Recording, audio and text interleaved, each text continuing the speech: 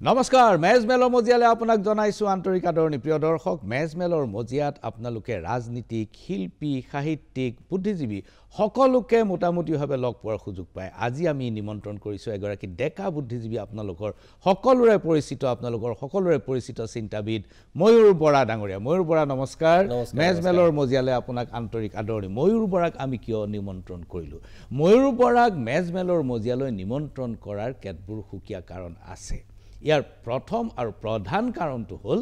ময়ূৰ বৰাই 1.5 মাহ জুৰি এটা আমেৰিকা ভ্ৰমণ সমাপ্ত কৰিছে হয় আমেৰিকালৈ বহুত মানুহ যায় আমেৰিকালৈ বছৰত হাজাৰ হাজাৰ অসমীয়া যায় 1.5 মাহ নহয় কেতিয়াবা 6 মাহ এবছৰৰ কাৰণেও যায় কিন্তু ময়ূৰ বৰাৰ ভ্ৰমণটো এইবাৰ মেজমেলৰ বাবে গুৰুত্বপূৰ্ণ হৈ উঠিল একমাত্ৰ এটা কাৰণেই যে ময়ূৰ বৰা নিমন্ত্ৰিত হৈছিল এলানি বক্তৃতামালাৰ বাবে 6টা বক্তৃতা তেখেতে দিছে প্ৰবাসী অসমীয়াৰ নিমন্ত্ৰণ ক্ৰমে আমেৰিকালৈ গৈছিল আৰু আমেৰিকাত থকাকালীন অৱস্থাত তেখেতে 6টা বক্তৃতা প্ৰদানৰ সুযোগ পাইছে মোৰ স্মৰণকালত আমেৰিকা বা বিদেশত এনেকৈ প্ৰবাসী অসমীয়াই বক্তৃতা দিবলৈ নিমন্ত্ৰণ কৰা মানুহ মই খুব কমেই পাইছো আছে খুব কম আছে ইয়াৰ ভিতৰত শিল্পীসকলক নিমন্ত্ৰণ কৰে সাহিত্যিকসকলক নিমন্ত্ৰণ কৰে কিন্তু কেৱল বক্তৃতা দিয়াৰ বাবে নিমন্ত্ৰণ কৰা মানুহ মোৰ স্মৰণকালত ময়ূৰ বৰাক মই দেখিলো আৰু ময়ূৰ বৰাক আমি আমেৰিকা কেন্দ্ৰিক প্ৰশ্ন কিছুমান সুধিবলৈ বুলি প্ৰস্তুত হৈছো বৰা ডাঙৰীয়া খুব উৎসুক হৈ আছো এটা কথা ধন্যবাদ হেতু হ'ল আপুনি মোৰ সাংবাদিকতাৰ গোটেই ধাৰাটো দেখিছে হয় মই ফাৰ ৰাইট অতি সোঁপন্থী যিবোৰ শক্তি এই শক্তিবিলাকৰ উত্থানত যিসকল মানুহ অত্যন্ত শংকিত তাৰ ভিতৰত ময়ো এজন আমেৰিকাত নিৰ্বাচন আহি আছে নৱেম্বৰৰ প্ৰথম সপ্তাহত নিৰ্বাচন আপুনি আমেৰিকা ভ্ৰমণ কৰাৰ সময়ত নিৰ্বাচনৰ একেবাৰে প্ৰচাৰ আৰু প্ৰতিদ্বন্দ্বিতা তুংগত উঠিছে ট্ৰাম্পক সেই সময়ত গুলিয়াইছে তেওঁ কাণত আঘাত পাইছে আৰু বাইডেনে সেই সময়তেই তেওঁ ৰিটায়াৰমেণ্টটো ঘোষণা কৰিলে যে মই আৰু ৰাষ্ট্ৰপতি নহওঁ এনেকুৱা ধৰণৰ ঘটনা ঘটিছে এইবাৰ নিৰ্বাচনৰ হালচাল যিটো কয় যিটো আৱাহ আপুনি কেনেকুৱা দেখিছে কমলা হেৰিছ আমাৰ ভাৰতীয় মূলৰ প্ৰবাসী ভাৰতীয় মূলৰ আমেৰিকান গতিকে তেখেত এতিয়া প্ৰাৰ্থী এনেকুৱা অৱস্থাত আপুনি কেনেকুৱা দেখিছে হালচাল প্ৰথম কথা আপুনি মোৰ ইমান খবৰ ৰাখিছে আৰু যিখিনি কথা আপুনি মোৰ বিষয়ে প্ৰথমতে ক'লে মই আপোনাক ধন্যবাদ জনাইছো মই নাজানো কিমানৰ যোগ্য হয় নে নহয় কিন্তু আপোনাৰ যিটো ৰাজনৈতিক প্ৰশ্ন সেই ৰাজনৈতিক প্ৰশ্ন কওঁতে আপুনি যিটো বিষয়ে বা নিজৰ বিষয়ে আপুনি যিটো কথা কৈছিল সেই একেটা সংহতিৰ বিজতে ময়ো নিজকে ৰাখো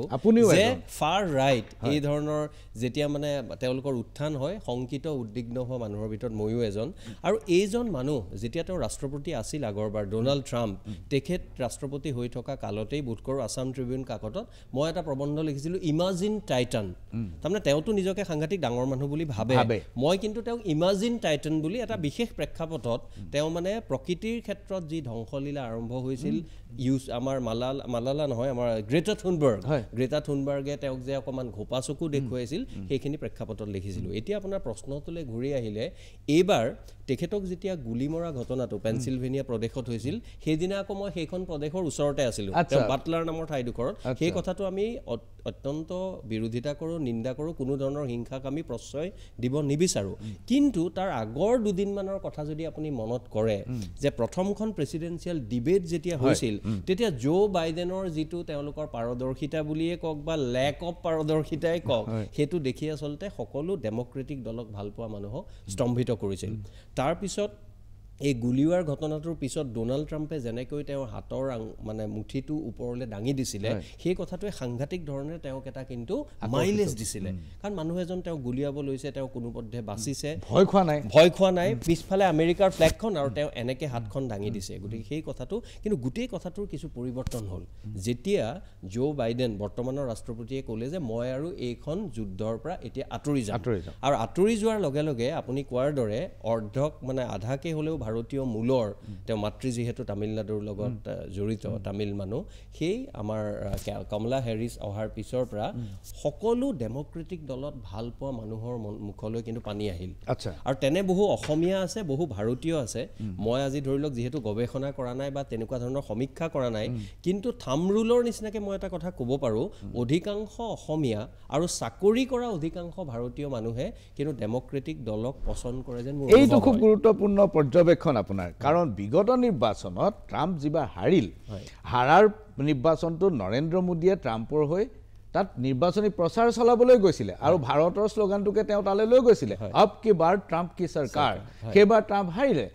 আৰু তেওঁ আশা কৰিছিলে যে প্ৰবাসী ভাৰতীয় এই যে আপুনি প্ৰবাসী ভাৰতীয় দুটা শাখাৰ কথা ক'লে চাকৰি কৰা আৰু ব্যৱসায় কৰা হয়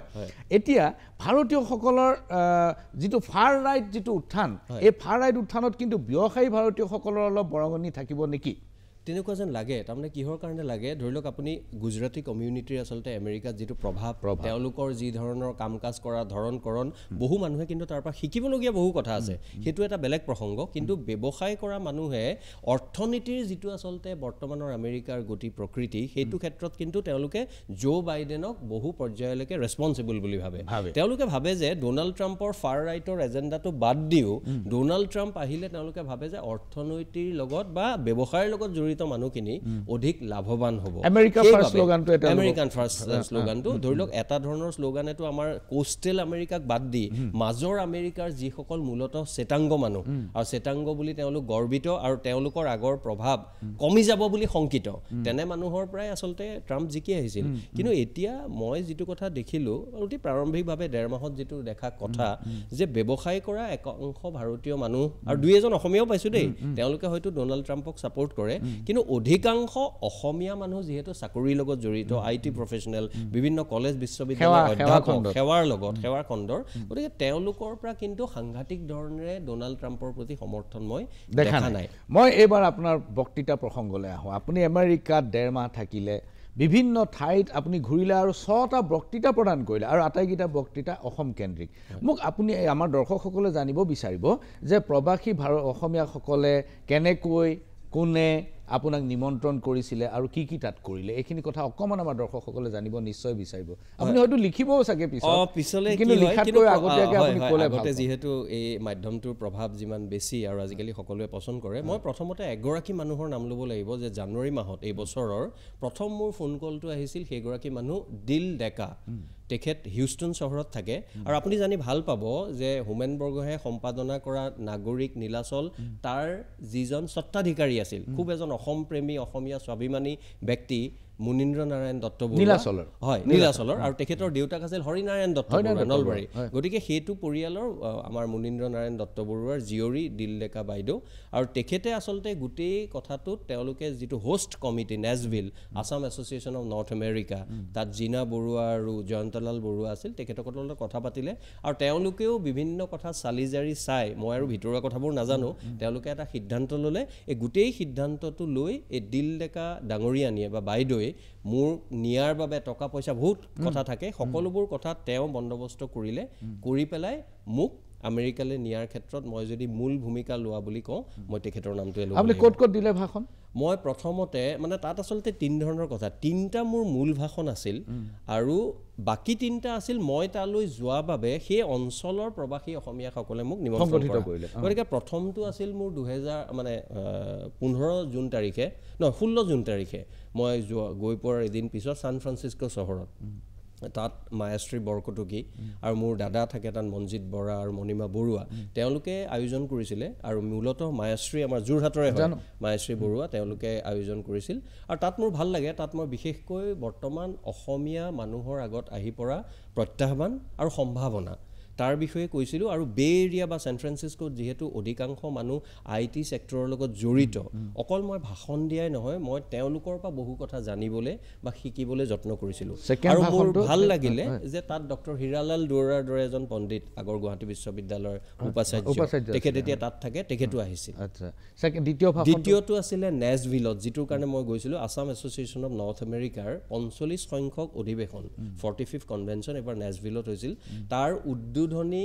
যিটো ভাষণ সেই উদ্বোধনী অনুষ্ঠানৰ ভাষণটো মই দিছিলোঁ তাৰ বাহিৰেও মোৰ ইণ্টাৰেকশ্যন প্ৰগ্ৰেম আছিল এটা অসম সাহিত্য সভাৰ প্ৰগ্ৰেম আছিল আনাৰ ভিতৰতে এটা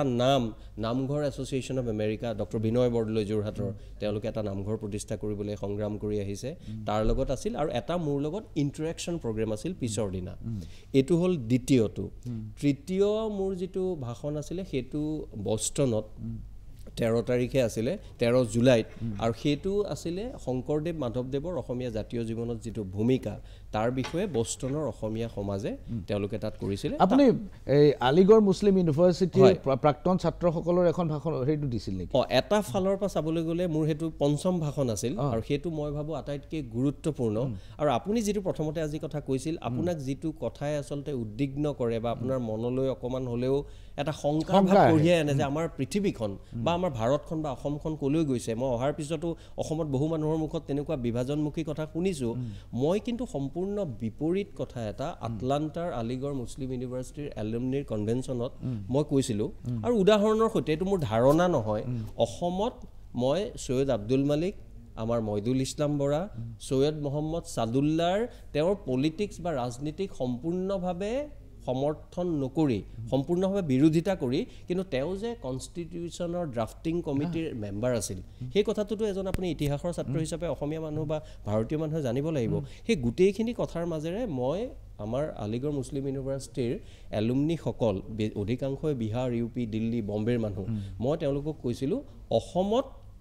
বিশেষকৈ খিলঞ্জীয়া মূলৰ অসমীয়া মুছলমান গৰীয়া মৰীয়া দেশী জোলা তেওঁলোকৰ লগত অসমীয়া হিন্দুৰ আচলতে কোনো পাৰ্থক্য নাই এটা সময়লৈকে আমি সাংঘাতিক সমিলমিলেৰে আছিলোঁ আৰু আমাৰ আগত ইতিহাসৰ এইবোৰ উদাহৰণ সৈয়দ আব্দুল মালিকে প্ৰথমখন শংকৰদেৱৰ বিষয়ে আমাৰ জীৱনীৰ ওপৰত উপন্যাস লিখিলে ধন্য নৰতনু ভাল ভাৰতৰ অন্যান্য ঠাইত হয়তো এইবোৰ কথা অকল্পনীয় সেইখিনি কথা কৈ ভাল লাগিল আবেলিৰ বেলা তেওঁলোকেও ভাল পালে ভাৰতৰ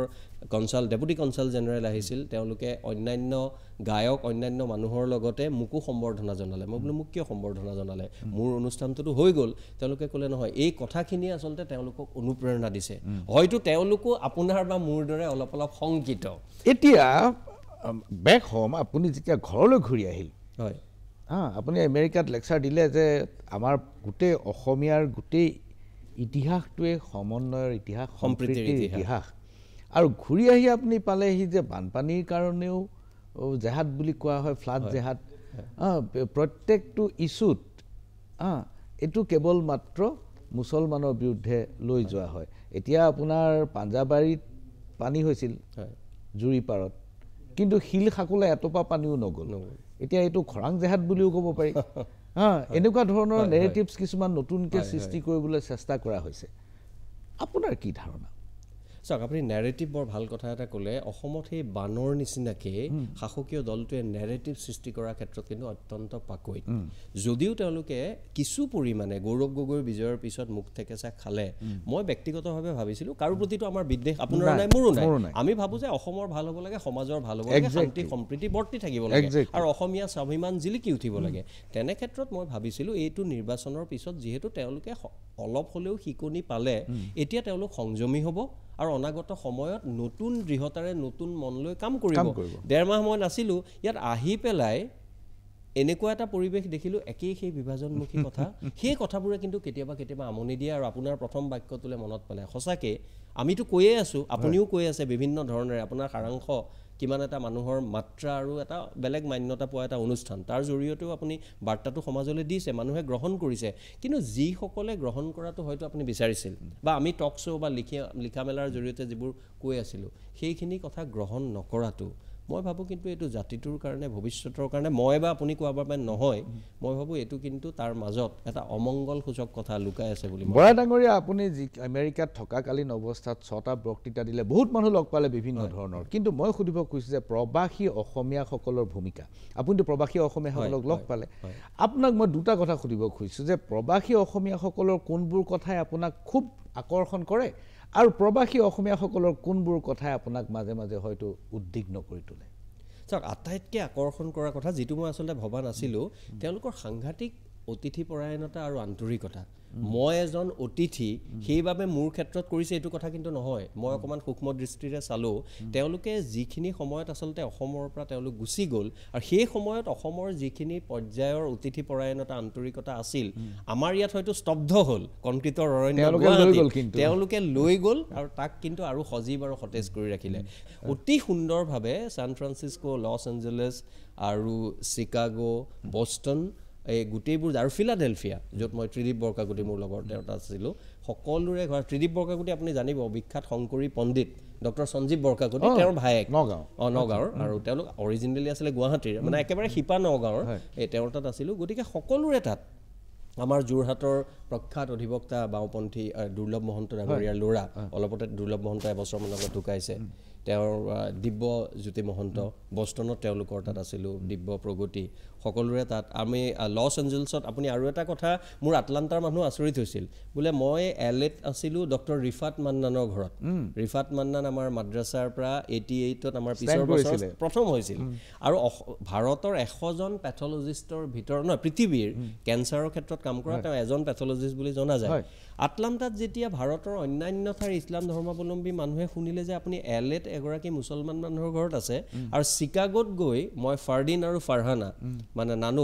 মই স্কুল যোৱাৰ আগৰে মোৰ বন্ধু চানমাৰী কলনীৰ ফাৰ্ডিন আনোৱাৰ আৰু ফাৰহানা তেওঁলোকৰ ঘৰত থকা বুলি যেতিয়া বা থাকিম বুলি যেতিয়া গম পালে তেওঁলোক আচৰিত হ'ল মই বোলো চাওক মই কোৱা কথাখিনি কেৱল মই ক'বৰ কাৰণে কোৱা নাই আমাৰ অসমত এনেকুৱাই মই এলএত থাকিলোঁ আৰু চিকাগোত গৈ থাকিমগৈ ফাৰ্ডিন আৰু বৰা ডাঙৰীয়া এইখিনিতে লৈছোঁ ক্ষণিক সময়ৰ বাণিজ্যিক বিৰতি শুনিম আপোনাৰ বক্তৃতামালাৰ কথা বিৰতিৰ পাছত পুনৰ ঘূৰি আহিছোঁ মেজমেলৰ মজিয়ালৈ আৰু মেজমেলত আজি উপস্থিত আপোনালোকৰ সকলোৰে পৰিচিত চিন্তাবিদ ময়ূৰ বৰা ডাঙৰীয়া মই সুধিছিলোঁ যে প্ৰবাসী অসমীয়াসকলৰ কোনটো কথাই আপোনাক উৎফুল্লিত কৰে আৰু কোনবোৰ কথাই আপোনাক উদ্বিগ্ন কৰি তোলে আপুনি আতিথ্য ভাল পালে কিন্তু কোনটো কথাই আপোনাক উদ্বিগ্ন কৰে সেইটো থাকি গৈছে আতিথ্যৰ লগতে মই সৰু এটা কথা যোগ দি লওঁ যে অসমীয়াসকলে আজি 1980 চনতে এটা সুন্দৰ এটা সংস্থা গঠন হৈ এতিয়ালৈকে অতি সুন্দৰভাৱে কাম কৰি আছে Assam foundation of North America আফনা মানে আনাটো আছে Assam association of North America Sahitya Sabha আছে Assam Sahitya Sabha North America branch sister organization কিন্তু আফনাই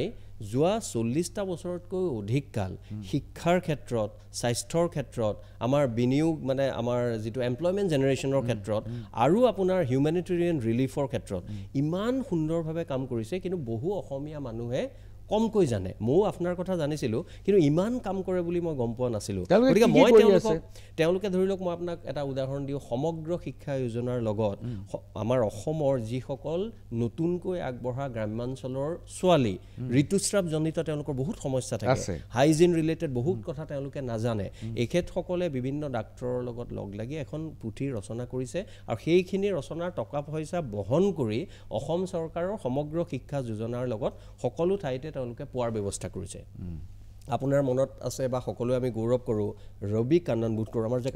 ৰবি কান্নন সেই কাছাৰ কেঞ্চাৰ হস্পিটেলৰ লগত আফনাই খুব দীঘলীয়া ধৰণে তেওঁলোকে কাম কৰি আছে আৰু বহুতো কেঞ্চাৰ ৰোগীক তেওঁলোকে উপশমী চিকিৎসা বা অন্যান্য চিকিৎসা দিয়াৰ ক্ষেত্ৰত সহায় প্ৰদান কৰিব পাৰিছে মানে কেৱল টকা পইচা দিয়াই নহয় সম্পূৰ্ণভাৱে ইনভলভ হৈ আফনাই আচলতে আজি দীৰ্ঘদিন ধৰি কাম কৰি আছে কিন্তু সেই কথাখিনি মই ভাবোঁ আমাৰো দুৰ্বলতা হয়তো আমিও জনাব পৰা নাই ক'ব পৰা নাই গতিকে মই এতিয়া যেতিয়া গৈ দেখিলোঁ তেওঁলোককো মই অনুৰোধ কৰিছোঁ আহ্বান কৰিছোঁ যে আপোনালোকেও আপোনালোকৰ কথাবোৰ অলপমান ক'ব লাগে কাৰণ বহু এনেকুৱা সংস্থা আছে আপুনি এজন জ্যেষ্ঠ সাংবাদিক হিচাপে হয়তো পাই থাকে কাম কমকৈ কৰে হুলস্থুল বৰ বেছিকৈ কৰে আৰু ইয়াত আপোনাৰ আফনাই ইমান সুন্দৰ কাম কৰাৰ পিছতো আচলতে মই ভাবোঁ তেওঁলোকৰ কামবোৰ আজি পাৰিজাত একাডেমীৰ লগত চেনেহৰ লগত তেওঁলোকে কাম কৰিছে সেই গোটেইবোৰ কাম আৰু বেছি মানুহে জানিব লাগে কাৰণ তেওঁলোকেও তেতিয়া কাম কৰাৰ প্ৰেৰণা পাব আৰু কোভিডৰ সময়ত তেওঁলোকে কমেও $200,000 সেই সময়ত তেওঁলোকৰ মানে ডনেশ্যনৰ টকা উঠিছিল আৰু এইটো এটা ৰেজিষ্টাৰ্ড অৰ্গেনাইজেশ্যন কানাডা USA আৰু মেক্সিকোত তেওঁলোকে সেইখিনি সময়ত অক্সিজেন চিলিণ্ডাৰ আমাৰ অসমৰ বিভিন্ন ঠাইত যোগান ধৰিছিল বৰা ডাঙৰীয়া তেখেতসকলে যিখিনি কাম কৰিছে সেইখিনি খুব সৰু সুৰা কাম নহয় ভাল কাম কৰিছে আৰু তাৰ বাবে জাতি তেওঁলোকৰ ওচৰত কৃতজ্ঞ আৰু তেওঁলোকে বৰ বিশেষ বহুত মানুহে নাজানে পুস্তিকাখন হয়তো বিতৰণ হৈ আছে কিন্তু নাজানে ৰবি কান্নানৰ অনুষ্ঠানৰ লগত তেওঁলোক জড়িত ৰবি কান্নান নিজে এজন খুব অগ্ৰণী খুব ভাল দায়বদ্ধ চিকিৎসক মোৰ ভাল বন্ধু কথা হ'ল বৰা ডাঙৰীয়া যেতিয়া ভুজত যেতিয়া ভূমিকম্প হৈছিল তেতিয়া ভুজখন পুনৰ নিৰ্মাণৰ সময়ত মোদী প্ৰধানমন্ত্ৰী তেতিয়া তেওঁ নতুনকৈ 2002 চনত মুখ্যমন্ত্ৰী হৈছিল আৰু সেই সময়ত বম্বে মিউনিচিপেল কৰ্পোৰেশ্যনৰ কেইজনমান এডমিনিষ্ট্ৰেটৰ ভুজলৈ তাত পঠিয়াই দিয়া হৈছিল যে ভুজ পুনৰ নিৰ্মাণৰ দায়িত্ব ল'ব লাগে দেখা গ'ল যে গোটেই ভুজখনত যিমানখিনি কাম হ'ল আৰু যিমানখিনি টকাৰ বিনিয়োগ হ'ল যিখিনি তাত পুনৰ নিৰ্মাণৰ কাম হ'ল তাত কেন্দ্ৰীয় চৰকাৰ আৰু গুজৰাট চৰকাৰ মিলি 60% কাম কৰিলে আৰু বাকী 40% কাম কিন্তু প্ৰবাসী গুজৰাটীসকলে কৰিলে। এইটো কিন্তু কম ডাঙৰ কথা নহয়। অত্যন্ত তেতিয়াৰ বম্বে মিউনিচিপেল কৰ্পৰেশ্যনৰ এডমিনিষ্ট্ৰেটৰ কিজনে পিছত কৈছে যে আমাৰ কাণৰ পানীও কাণে নগ'ল, প্ৰবাসী গুজৰাটীয়ে যিমানখিনি কৰি দিলে। মই যেতিয়া সোধোঁ প্ৰবাসী ভাৰতীয়ক, প্ৰবাসী অসমীয়াক, আমাৰ সৰহভাগ মানুহ সেৱা খণ্ডত জড়িত। গতিকে বিত্তীয়ভাৱে আমি তেওঁলোকে খুব সাংঘাতিক ধৰণৰ কণ্ট্ৰিবিউশ্যন কৰিব নোৱাৰে গুজৰাটীবিলাকে যেনেকৈ পাৰে। কিন্তু যি ধৰণৰ আমাৰ মেধা তালৈ গুচি গৈছে সেই ধৰণৰ কিন্তু পৰিপূৰক বা তাৰ ধৰণৰ যিটো ধৰণে মানে আমি পাব লাগে সেই ধৰণৰ আশা কৰাতকৈ অলপমান কম হৈ থকা যেন নালাগেনে আপোনাৰ? বুজিছোঁ, আপুনি বাৰু প্ৰশ্নটো মোৰ কাৰণে সহজেই কৰি দিলে। মানে আপুনি কৈছে যে যিহেতু ভাৰতৰ অন্যান্য আৰু বিশেষকৈ গুজৰাটীসকল যে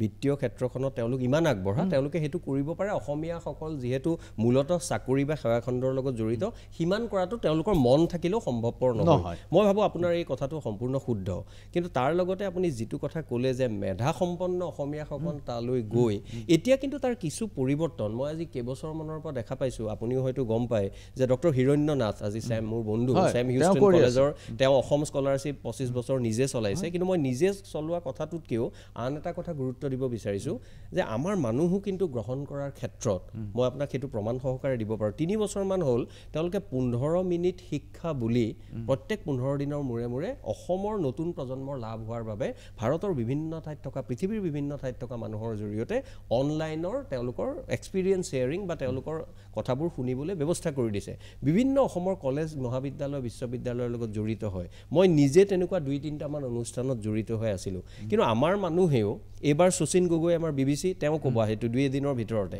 সেইখিনি সময়ত আমাৰ মানুহেও কিন্তু আমাৰ নতুন প্ৰজন্মই যেনেকৈ গ্ৰহণ কৰিব লাগে, বহু কলেজৰ অধ্যক্ষই হয়তো কৈছে আমি কিন্তু গ্ৰহণো নকৰোঁ। আপুনি কোৱা কথাটো সত্য, সঁচা। আৰু তাৰ লগত ডক্টৰ ৰিফাত মান্নান মই কৈছিলোঁ, আৰু যোৰহাটৰে আপুনি ভাল পাব আমাৰ ৰিণ্টু গোস্বামীৰ ভনীয়েক সংঘমিত্ৰা গোস্বামী, তেওঁৰ মানে গৃহস্থ মোৰ বন্ধু নয়ন গোস্বামী, তেওঁলোক এলেট থাকে, তেওঁলোকো জড়িত হৈ এই কামটো 15 মিনিট শিক্ষাটো কৰিছে। আমাৰ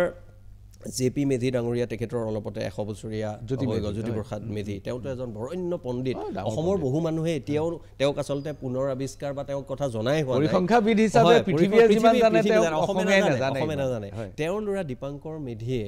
তেওঁ সেই ক'ভিডৰ সময়ৰ পৰা তেওঁ তেনেকুৱা এটা পদক্ষেপ লৈছিল, নবেল লৰেট বা তেনেকুৱা ধৰণৰ মানুহৰ জৰিয়তেও। কিন্তু আমাৰ মানুহে গ্ৰহণ কৰাৰ ক্ষেত্ৰত আমিও কিন্তু কেতিয়াবা উদাসীনতা দেখুৱাওঁ। গতিকে মই ভাবোঁ আমাৰ দুখটো যদি তেওঁলোকৰ আছে, আমাৰ ফালৰ মানুহৰো আছে। এইটো অলপ অসমীয়া মানুহৰ, মই যদি খুব খোলাকৈ ঘৰুৱা ভাষাত ক'ব পাৰোঁ, আমাৰ অকণমান বেমাৰ যেন লাগে। আমাক তাৰমানে কিবা এটা বস্তু দিলে আমি যি ধৰণৰ গ্ৰহণ কৰিব লাগে, আমি আচলতে গ্ৰহণ কৰি আৰু বেছি দাবী কৰিব পাৰিব লাগিছিল, কিন্তু আমি হয়তো সেইটো নকৰোঁ। আৰু তেওঁলোককো মই আহ্বান জনাম, অনুৰোধ জনাম যাতে অনাগত সময়ত আপোনাৰ এইখিনি কথাও তেওঁলোকে সাৰোগত কৰি আৰু বেছি কৰিবলৈ তেওঁলোকে যত্ন কৰে। বৰা ডাঙৰীয়া, আমোদজনক ঘটনা বহুত নিশ্চয় ঘটিছে আপোনাৰ ভ্ৰমণকালত। আৰু অসমীয়া মানুহ বাহিৰলৈ গ'লে মই কিতাপ পত্ৰবোৰ পঢ়োঁ মাজে মাজে। এখন কিতাপে মোক খুব আকৰ্ষণ কৰিছে, কিতাপখন মানে মই পাহৰি গ'লোঁ আজি কিছুদিনৰ আগতে। সেইখন ঠিক ভ্ৰমণ কাহিনীৰ নিচিনা নহয়, তেওঁ এই মাল্টিনেশ্যনেলত কাম কৰে, ঘূৰি ফুৰে, কিন্তু তেওঁৰ কি ইণ্টাৰেষ্টিং ঘটনা ঘটিছিল, এই ঘটনাবিলাকে খুব মোক আকৰ্ষণ কৰিছে দেই। মই কিতাপখনৰ নামটো পাহৰি গৈছোঁ। আপোনাৰ ভ্ৰমণকালতো নিশ্চয় আমোদজনক ঘটনা ঘটিছিল? নিশ্চিতভাৱে ঘটিছে। আজি এইখিনি সময়ত মই আপোনাৰ লগত আমোদজনক বুলি ক'ব পাৰোঁ। সেই 15-20 মিনিট সময় কিন্তু মোৰ কাৰণে একেবাৰে শ্বাসৰুদ্ধকৰ আছিল। মানে প্ৰথম গৈ নামিছোঁ 15 জুনৰ ৰাতিপুৱা, মানে মোৰ লগত মোৰ পৰিবাৰ আৰু ল'ৰা ছোৱালীও গৈছিল। আমি গৈ ইমিগ্ৰেশ্যনৰ লাইনত ছেন ফ্ৰান্সিস্কো এয়াৰপৰ্টত আমি গৈ সকলোবোৰ লাইন পাতি আছোঁ আৰু একান্ত বাধ্য ছাত্ৰৰ দৰে যিসকল থাকে তেনেকৈ প্ৰথম গৈ নামিছোঁগৈ। দিল্লীৰ পৰা ডাইৰেক্ট ফ্লাইট আছিলে। নামাৰ পিছত আমি, মোৰ ছোৱালীয়ে দিলে, ল'ৰাই দিলে, মোৰ পৰিবাৰে দিলে, সকলোৰে পাছপৰ্টবোৰ চাই ইমিগ্ৰেশ্যনে তেওঁলোকে ঘূৰাই দিলে।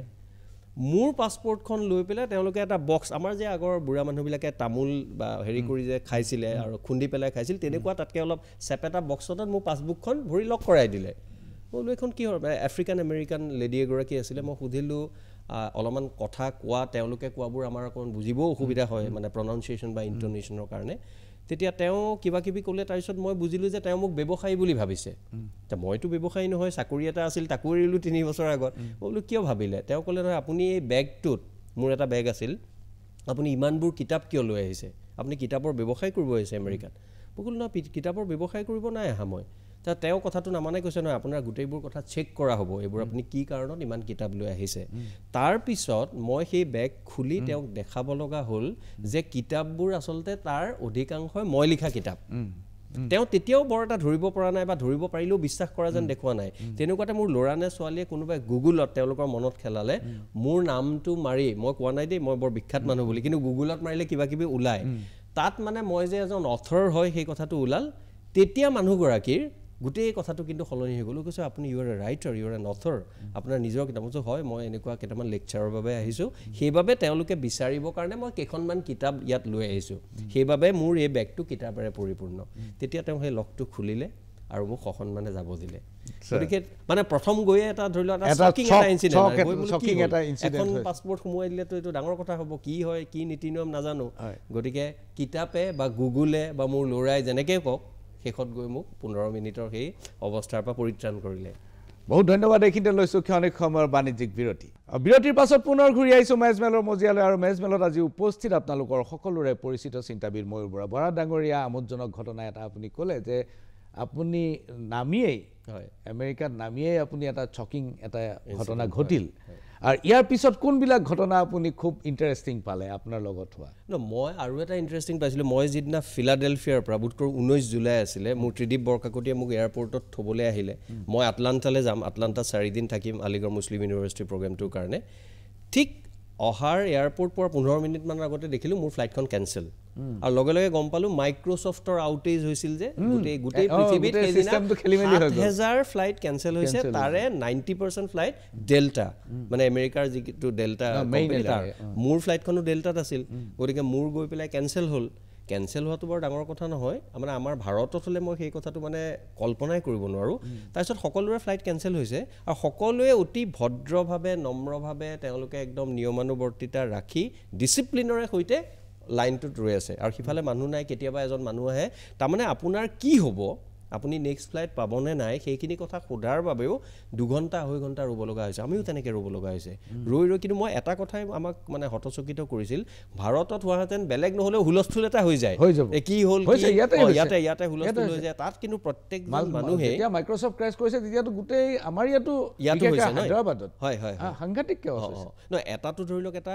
টেকন'লজিকেল সেইটো আউটেজৰ কাৰণে কেঅছ এটা হ'ল মানুহে আৰু এটা কেঅছ কৰি দিয়ে সেইটো কেঅছ কৰি দিয়ে মই অৱশ্যে এইটো কোৱা নাই জাজমেণ্টেল কোৱা নাই কেতিয়াবা হয়তো অলপমান কেঅছৰ দৰকাৰো হয় তাত মানে মই আচৰিত হৈছোঁ 2 ঘণ্টা ধৰি কোনেও নাজানে কি হ'ব নেক্সট ফ্লাইট পাব নাই কিন্তু একদম ভদ্ৰভাৱে গৈ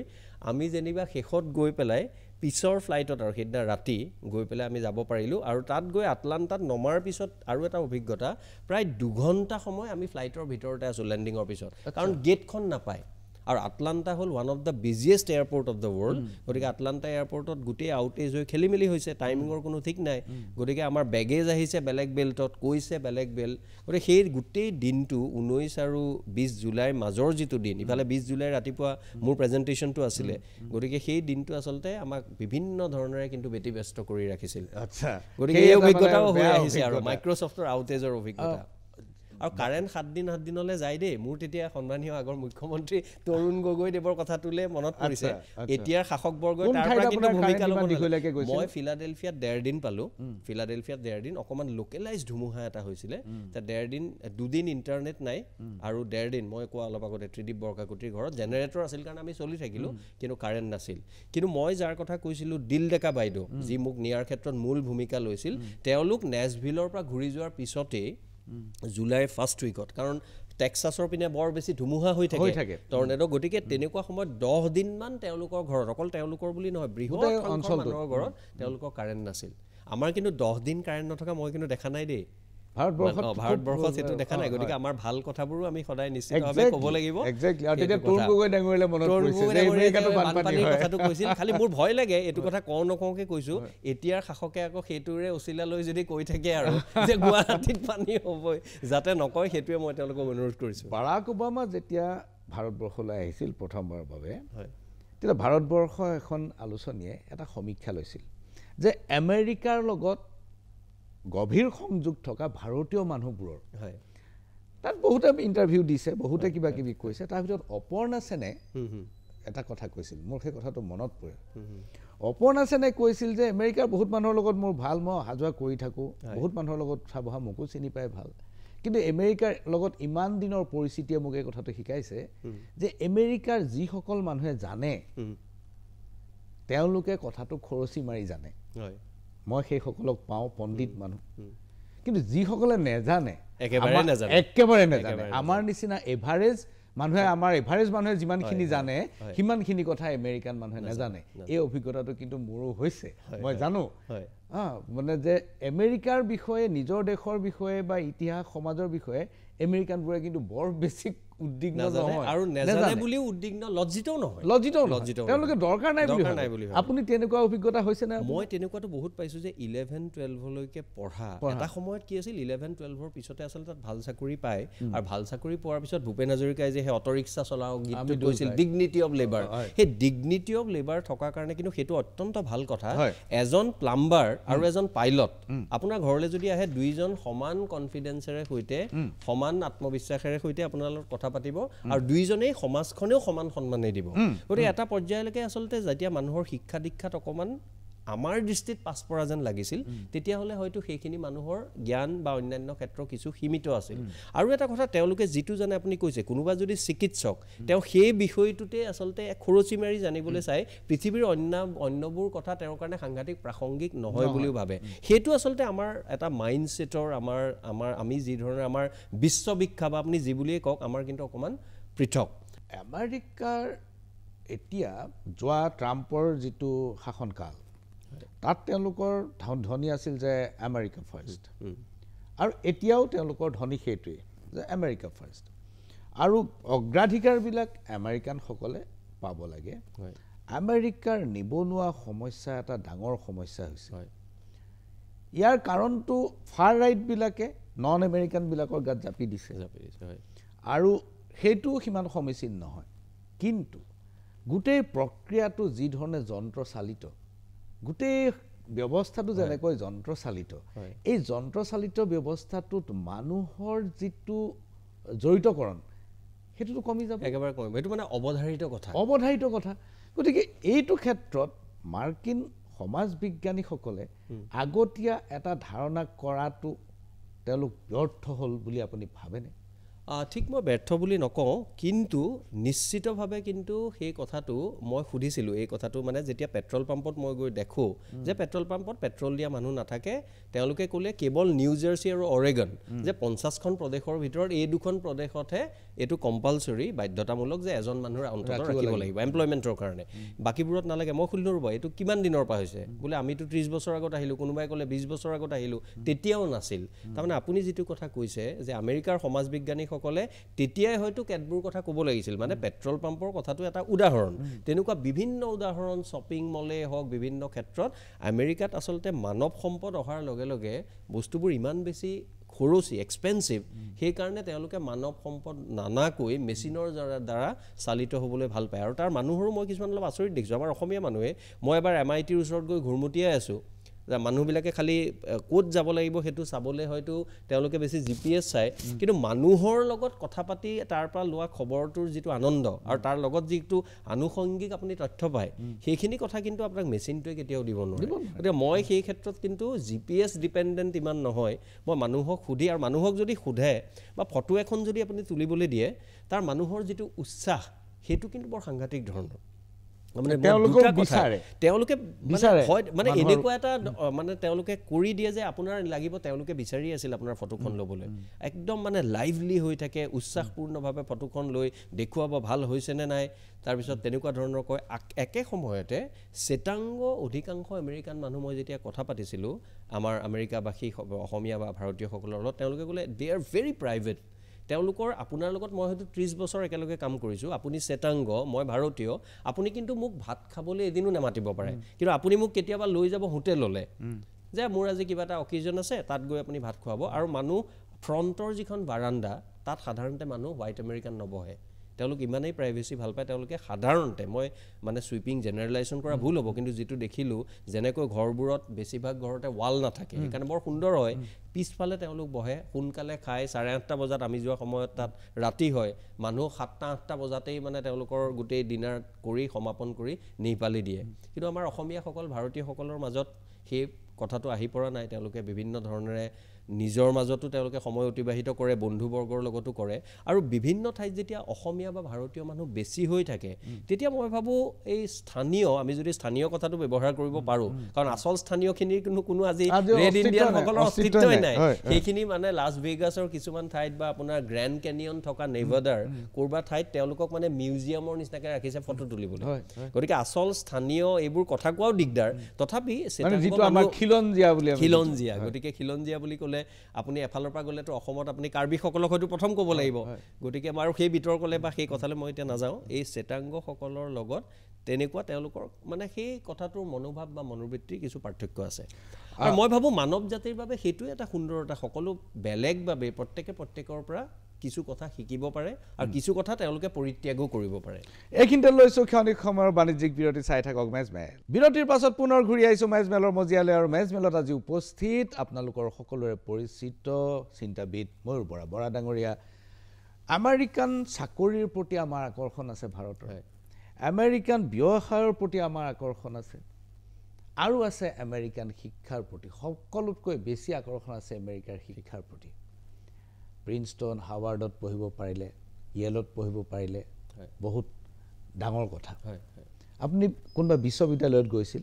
মই 4খন বিশ্ববিদ্যালয়লৈ গৈছিলোঁ আচলতে প্ৰথম দিনাই 15 জুনৰ দিনা যিদিনা মোৰ সেই ৰাতিপুৱা এয়াৰপৰ্টত সেই ঘটনাটো হৈছিল সেইদিনা আবেলি মোৰ দাদাই আচলতে ষ্টেনফৰ্ড বিশ্ববিদ্যালয়লৈ লৈ গৈছিল আৰু ষ্টেনফৰ্ডত গৈ মোৰ এটা কথা দেখি অলপ আচৰিত হৈছিলোঁ তাত মই দেখিলোঁ এইবাৰ দেখোন আমেৰিকাৰ ইউনিভাৰ্চিটিত অকণমান ইহুদীসকলৰ সমৰ্থনত প্লেকাৰ্ড লগাই এটা ডাঙৰ ষ্টল বনাই থৈছে মানুহ বেছি নাই মই ভাবোঁ অলপ তেওঁলোকৰ লগত কথা বতৰা পাতোঁ দুটা কথা গম পাম সেইদিনা কনভকেশ্যনৰ নিচিনা এটা অনুষ্ঠান আছিল পিছত গম পালোঁ এইটো অকণমান ষ্টেট স্পনচৰ্ড যেন লাগে আৰু ডেম'ক্ৰেটিকসকলৰ সেই কথাটোৱে কিন্তু মোক আচৰিত কৰিছিল যে ইমান তেওঁলোকে কলম্বিয়া বিশ্ববিদ্যালয়তে প্ৰথম সেই প্ৰটেষ্টটো আৰম্ভ হৈছিলে যিখন বিশ্ববিদ্যালয়ত ভূপেন হাজৰিকা B.R. আম্বেদকাৰ পঢ়া বা এখন মানসম্পন্ন আইভি লীগ বিশ্ববিদ্যালয় নিউয়ৰ্কৰ তাতো আৰু আমেৰিকাৰ প্ৰায়বোৰ বিশ্ববিদ্যালয়তে ছাত্ৰ সমাজৰ ওপৰত কিন্তু তেওঁলোকে যি ধৰণৰ অলপ অত্যাচাৰ চলালে সেইটো কিন্তু অলপ আচৰিত হ'বলগীয়া ধৰণৰ কথা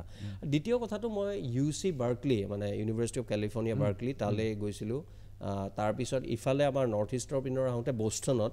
আমাৰ MIT আৰু হাৰ্ভাৰ্ড বিশ্ববিদ্যালয় তালৈ গৈছিলোঁ আৰু হাৰ্ভাৰ্ডতে মই আটাইতকৈ বেছি সময় আমি কটাইছিলোঁ আৰু মোৰ কৈ ভাল লাগিব অসমীয়া আমাৰ প্ৰতীক্ষা হস্পিটেলৰ কাষতে থকা পাৰ্থ দাস তেওঁ বি বৰুৱা কলেজত পঢ়িছিল তাৰপিছত তেওঁ গুৱাহাটী ইউনিভাৰ্চিটিত কেমেষ্ট্ৰি পঢ়িলে ইজৰাইলৰ পৰা তেওঁ PhD ল'লে তেওঁ বৰ্তমান হাৰ্ভাৰ্ডৰ কেমেষ্ট্ৰি ডিপাৰ্টমেণ্টত তেওঁ পোষ্ট ডক কৰি আছে আৰু মজাৰ কথা এটা মই যে কৈছোঁ বিভিন্ন ধৰণৰ অসমীয়া মানুহ লাগে তেতিয়াহে এটা জাতিৰ আচলতে উত্তৰণ হয় মই সেই পাৰ্থ দাসৰ এটা কথা ভাল লাগে তেওঁতো গোটেই বিশ্ববিদ্যালয় দেখুৱালে লাইব্ৰেৰী তেওঁৰ নিজৰ আইডেণ্টি কাৰ্ড দেখুৱাই আমাৰ সকলোকে দেখুৱালোঁ আমি তেওঁৰ ওচৰত ঋণী হৈ ৰ'লোঁ আপুনি এটা কথা গম পাই ভাল পাব বা আচৰিত হ'লেও এইটো দৰকাৰী বুলি ভাবোঁ তেওঁৰ পৰিবাৰে টিহু কলেজত নতুনকৈ চাকৰি পাইছে কেমেষ্ট্ৰিৰ এছিষ্টেণ্ট প্ৰফেচাৰ গতিকে গৃহস্থ থাকে হাৰ্ভাৰ্ডত আৰু পৰিবাৰ থাকে তেওঁ টিহু কলেজত নতুনকৈ চাকৰি পাইছে ভাল চাকৰি চৰকাৰে আহিছে মই বিচাৰোঁ যে এদিন তেওঁলোক একেলগে থাকিব পাৰিব এইটো তেওঁলোকৰ ব্যক্তিগত বিষয় কিন্তু তেনেকৈও অসমীয়া মানুহে সংসাৰ সুখেৰে চলাইছে এইটো কিন্তু বৰ ডাঙৰ কথা বুলি মই ভাবোঁ আকৌ মই ঘূৰি আহিছোঁ ৰাজনীতিলৈ কাৰণ নিৰ্বাচন অতি সমীপত আৰু আমেৰিকাৰ নিৰ্বাচনে এইবাৰ হয়তো বহুত বাৰ্তা পৃথিৱীলৈ দিব বাংলাদেশত ইতিমধ্যে যিটো ঘটনা ঘটিছে শ্ৰীলংকাত যিটো ঘটনা ঘটিছে মালদ্বীপছত যিটো ঘটনা ঘটিছে এতিয়া দেখা গ'ল যে ভাৰতৰ চৌদিশে কিন্তু আমাৰ বন্ধু শক্তি কোনো নাই ইয়াত আমি বেয়া পোৱা বা আমাক বেয়া পোৱা শক্তিবোৰ সক্ৰিয় এনেকুৱা অৱস্থাত ট্ৰাম্প পুনৰ যদি ঘূৰি আহে কাৰণ কমলা হেৰিছ মই এই প্ৰশ্নটো সুধিব খুজিছোঁ যে ভাৰতীয় মানে এছিয়ান বুলি ধৰিলে আফগানসকলক আপুনি বাদ দিয়ক আফগান ৰিফিউজি ভৰি আছে খালিদ হুছেইনিকে ধৰি আপুনি সকলোৱে চিনি পোৱা ৰিফিউজি খালিদ হুছেইনি গতিকে আফগান ৰিফিউজি আমেৰিকা ভৰি আছে আৰু ৰিফিউজি ইছ্যুটোৰ লগত মোৰ কিছু পৰিস্থিতি আছে মোৰ কিছু প্ৰশিক্ষণ আছে গতিকে মই এই অকণমান ধৰিব পাৰোঁ এতিয়া কথা হ'ল যে এই ৰিফিউজিৰ কাৰণে কিন্তু এতিয়া এছিয়ান মানুহবোৰক তেওঁলোকে লাহে লাহে বেয়া পোৱা আৰম্ভ কৰিছে এই কথাটো আপুনি অনুভৱ কৰিছিলেনে নাই সেইটোতো হয় আৰু সেইখিনি আচলতে সেই মনোভাৱটোক লৈয়ে আচলতে ডোনাল্ড ট্ৰাম্প যেতিয়া 2016 চনত জিকিছিল মূলতঃতো সেইটো ইমোশ্যন বা সেন্টিমেন্ট বা সেই অনুভৱৰ ওপৰত ক্ৰিয়া কৰিয়েই তেওঁৰ যিসকল সমৰ্থক আছিল আমিতো কেপিটল হিলত সেই ধৰণৰ এটা আটাইতকৈ আমেৰিকাৰ বুৰঞ্জীৰ দুৰ্ভাগ্যজনক ঘটনাও দেখিলোঁ তেওঁ মানে হৰাৰ পিছত তেওঁ এৰি দিব বিচৰা নাছিল গতিকে গোটেই কথাটোৰ আঁৰত আচলতে সকলোবোৰ কথা অকণমান ভাৰতৰ লগতো মিল থকা অসমৰ লগতো মিল থকা যে ক'ৰবাত কিবা এটা হ'লেই আপুনি যিটো আৰম্ভণিতে কৈছিল বিশেষ এটা গোষ্ঠীক আমি দোষটো দি দিলে ৰাজনীতিটো বৰ ভালকৈ হয় কিন্তু তাৰ মাজত মানুহ যে বিভাজিত হয় মানুহৰ মাজলৈ যে অদৰকাৰীভাৱে নানান বিভাজন আহি পৰে সেই কথাটো তেওঁলোকে অনুভৱ নকৰে মোৰ আশা মোৰ বিশ্বাস তেওঁলোকে এদিন হয়তো অনুভৱ কৰিব কিন্তু আমেৰিকাৰ আপুনি আৰু এটা কথা কৈছে কমলা হেৰিছ আহিলে তেওঁ কিন্তু ৰাজনৈতিক কাৰণতে বা তেওঁ এইটো ব্যক্তিগত স্বাধীনতা তেওঁ ভাৰতীয় বুলি যিমান কয় তেওঁ নিজকে ব্লেক বুলি কয় কাৰণ আমেৰিকাৰ ৰাজনীতিত মানে কৃষ্ণাংগসকলৰ বা আফ্ৰিকান আমেৰিকানসকলৰ সাংঘাতিক ভূমিকা আছে গতিকে তেওঁ যিহেতু এগৰাকী ৰাজনীতিবিদ তেওঁ গতিকে মাকৰ কথা যিমান ক'ব দেউতাকৰ কথা বেছিকৈ ক'ব আৰু আপুনি সেইকাৰণে চাগে এটা কথা ডোনাল্ড ট্ৰাম্পৰ কথা আপুনি লক্ষ্য কৰিছে কৌশলেৰে সৈতে তেওঁ ক'ব বিচাৰে কমলা হেৰিছে কেতিয়া শাৰী পিন্ধি ওলাইছিল কেতিয়া দিৱালীত কি কৰিছিল ক'ত পূজা কৰিছিল তেওঁ ক'ব বিচাৰে আচলতে এওঁ আচলতে কৃষ্ণাংগ নহয় তাৰমানে কৃষ্ণাংগসকলৰ যিটো ভোট সেইটোৰ প্ৰতি ডোনাল্ড ট্ৰাম্পৰো কিন্তু আকৃষ্ট কাৰণ সেইখিনি ভোট নহ'লে তেওঁ অকল শ্বেতাংগ আমেৰিকানসকলৰ একাংশৰ ভোট দি জয়ী হ'ব নোৱাৰে বুলি জানে গতিকে সকলো দিশৰ পৰা আপুনি আমেৰিকাৰ ভিতৰৰ পৰাও আৰু আমেৰিকাৰ সেই ভিতৰৰ কথাৰ পৰা আমাৰ কাষৰ চুবুৰীয়া দেশৰ ৰাজনীতি বা অন্যান্য অৰ্থনৈতিক কথাত কেনেকৈ প্ৰভাৱান্বিত কৰিব সেইকাৰণে মই ভাবোঁ গোটেই কথাটো অত্যন্ত গুৰুত্বপূৰ্ণ কিন্তু মই নাভাবোঁ যে হঠাৎ মই বিচাৰোঁ কমলা হেৰিছ মানে ৰাষ্ট্ৰপতি হওক কিন্তু মই এইটো নাভাবোঁ যে কমলা হেৰিছ ৰাষ্ট্ৰপতি হ'লেই সাংঘাতিক ধৰণে ভাৰতৰ লগত কিবা এটা সম্পৰ্ক ভাল হৈ যাব কাৰণ বহুত কথা তাত অকল ৰাষ্ট্ৰপতিজনে আপুনিও ভালদৰে জানে কৰিব নোৱাৰে দে আৰ ডিক্টেটেড বাই ডিফাৰেণ্ট চাৰ্কামষ্টেঞ্চিয়েল ফেক্টৰ্ছ ৰাষ্ট্ৰই যিটো ক'ব এতিয়া আপোনাৰ আফগান পুল আউট আফগানিস্তানৰ পৰা সামৰিক বাহিনী প্ৰত্যাহাৰ কৰিব লাগে সেইটো ওবামাৰ দিনৰ পৰা সেই প্ৰক্ৰিয়াটো আৰম্ভ হৈছে কিন্তু বাইডেনেহে সেইটো সম্ভৱ কৰি তুলিব পাৰিলে যিজনক ধৰি লওক অলপ দুৰ্বল বুলি ভবা হৈছিল তেওঁৱে আটাইতকৈ ডাঙৰ শক্তিশালী সিদ্ধান্তটো ল'লে বৰা ডাঙৰীয়া মই আকৌ কমলা হেৰিছৰ কথাটোলৈ আহিব খুজিছোঁ কথাটো হ'ল যে আপুনি যিমানেই নকওক কিয় আমেৰিকা এখন উন্নত দেশ গণতন্ত্ৰ অত্যন্ত পৰিপক্ক আৰু অত্যন্ত উন্নত সংবিধানখন ইমানখন একেবাৰে সৰু এমেণ্ডমেণ্ট বুলিবলৈ তেনেকৈ নাই প্ৰেচিডেন্সৰ ওপৰত বেছিকৈ চলে সংবিধানতকৈও প্ৰেচিডেন্সৰ ওপৰত বেছিকৈ চলে কনভেনশ্যনৰ ওপৰত বেছিকৈ চলে সেইখন আমেৰিকাত আপুনি এগৰাকী মহিলাক ৰাষ্ট্ৰপতি পাতিব বুলি আপোনাৰ মনে ধৰেনে তেওঁলোকৰ যিটো মনস্তত্বটো কিন্তু এই ক্ষেত্ৰত সাংঘাতিক ধৰণৰ গণ্ডগোলীয়া বুলিয়ে মই ভাবোঁ মই যদি শব্দটো ব্যৱহাৰ কৰিব পাৰোঁ কাৰণ ভিতৰি আজি আপুনি হিলাৰী ক্লিণ্টনৰ ক্ষেত্ৰতে চাওক হিলাৰী ক্লিণ্টনৰ ক্ষেত্ৰত পপুলাৰ ভোট তেওঁ বেছি পাইছিল কিন্তু ষ্টেট প্ৰাইমেৰী বুলি যিটো কয় যে কেইখনমান ছুইং ষ্টেট আয়োৱাকে ধৰি সেইবোৰ ষ্টেটত ডোনাল্ড ট্ৰাম্পে ভাল কৰাৰ কাৰণে তেওঁ শেষত গৈ বিজয়ৰ শেষ হাঁহি মাৰিব নোৱাৰিলে গতিকে আমেৰিকানসকল আপুনি কৈছে যদিও মই কোট আনকোট বুলি ক'ম যে গণতান্ত্ৰিকভাৱে তেওঁলোকে জানে সকলো কিন্তু কিমান পৰিপক্ক আৰু আমেৰিকাও সমগ্ৰ পৃথিৱীত কি ধৰণৰ গণ্ডগোল কেতিয়াবা নিজৰ সাম্ৰাজ্যবাদী স্বাৰ্থত লগাই আছে সেই কথাটো আৰু অকল মই ক'ব নালাগে আপুনিও ক'ব লাগে সকলোৱে হয়তো কয় মই ক'ব খুজিছোঁ যে তেওঁলোকৰ মনস্তত্বত এটা পুৰুষতান্ত্ৰিকতা আপুনি মন কৰিছেনে সেইটো মানে মই এই 1.5 মাহৰ ভ্ৰমণতে মোৰ ব্যক্তিগত অভিজ্ঞতাৰ পৰা ক'ব নোৱাৰোঁ কিন্তু মই কথা বতৰা পাতোঁতে মোৰ লাগে